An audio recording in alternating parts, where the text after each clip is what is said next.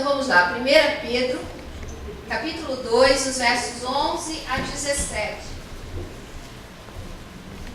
E ali está escrito assim: Amados, exorto-vos como peregrinos e forasteiros que sois, a vos absterdes das paixões carnais, que fazem guerra contra a alma, mantendo exemplar o vosso procedimento no meio dos gentios, para que naquilo que falam contra vós, como de malfeitores, observando-vos em boas obras, glorifiquem a Deus no dia da visitação.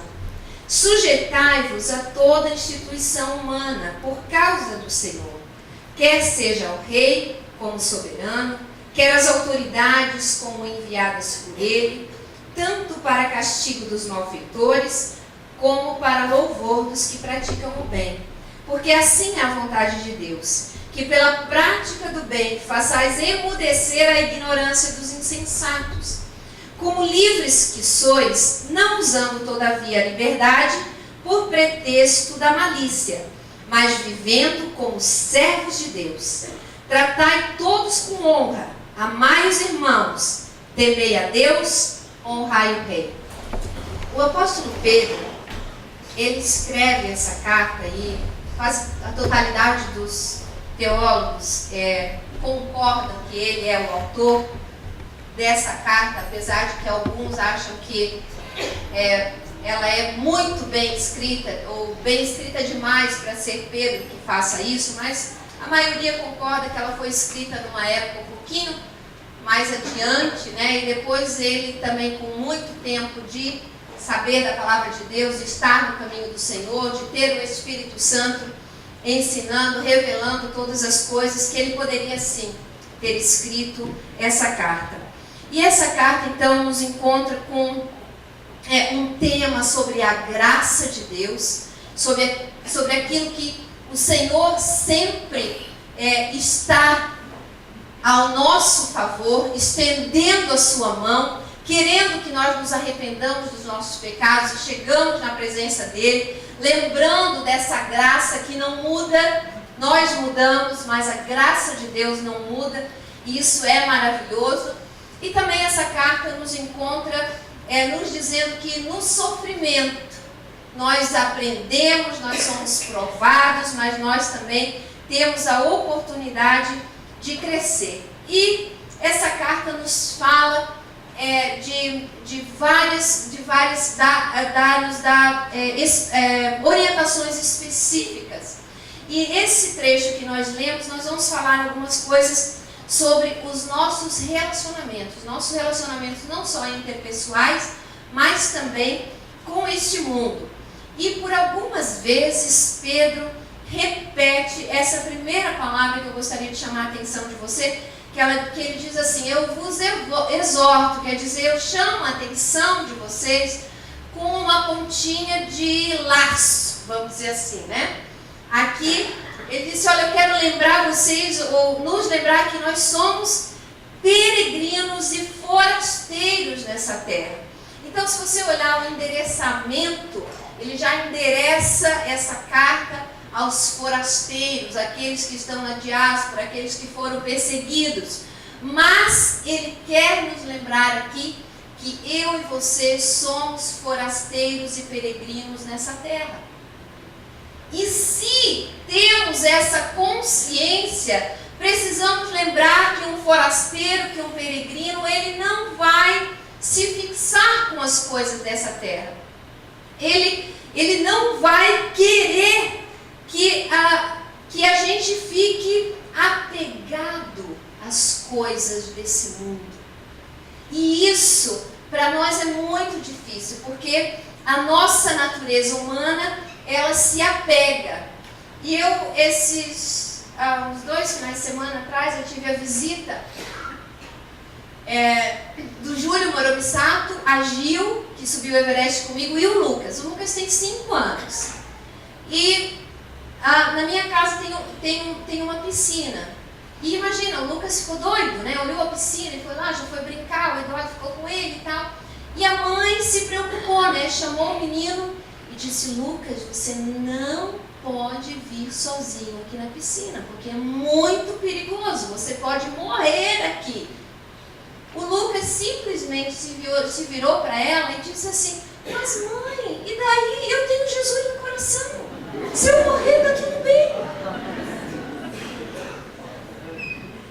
E a mãe ficou: pois é. E aí?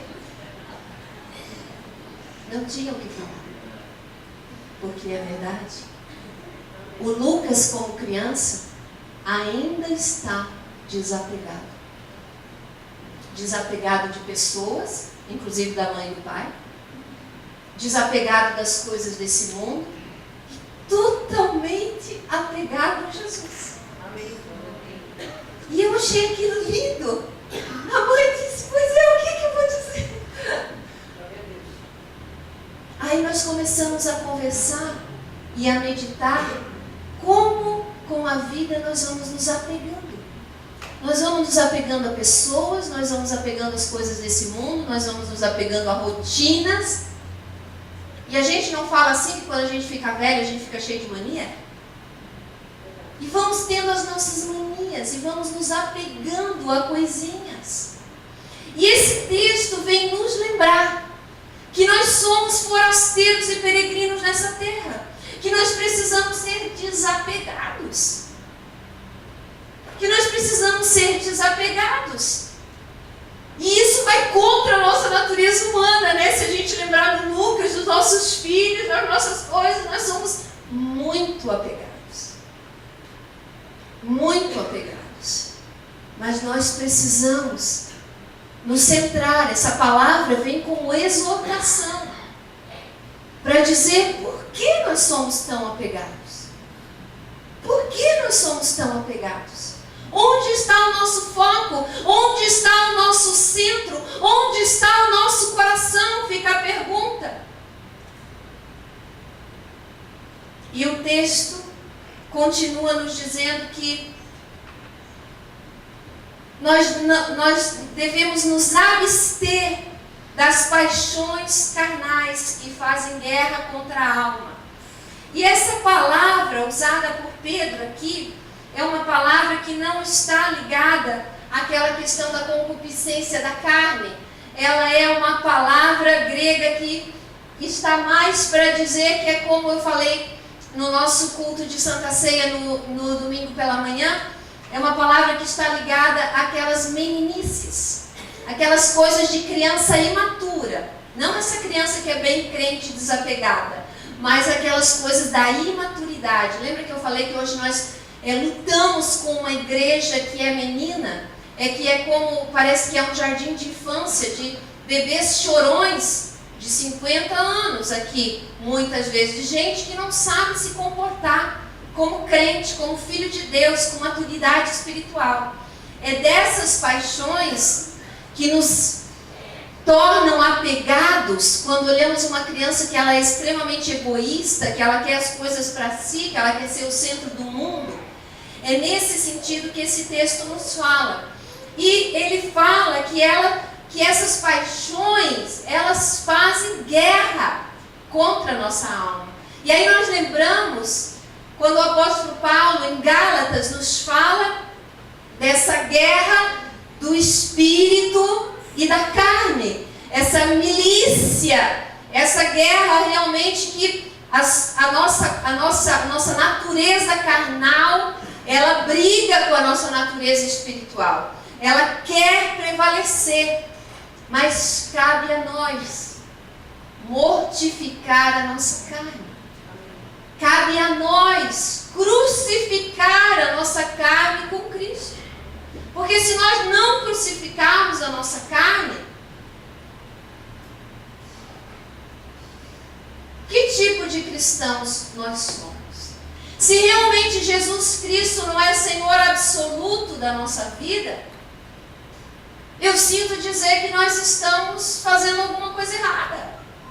Nós não estamos realmente seguindo o que a Bíblia nos diz. Nós estamos talvez vivendo aí um evangelho novo, que o apóstolo Paulo nos diz que tudo que é diferente disso que já foi pregado seja anátema, seja maldição.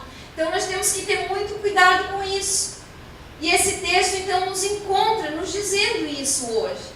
que nós não podemos estar ligados a essas paixões carnais e estar deixando que isso prevaleça.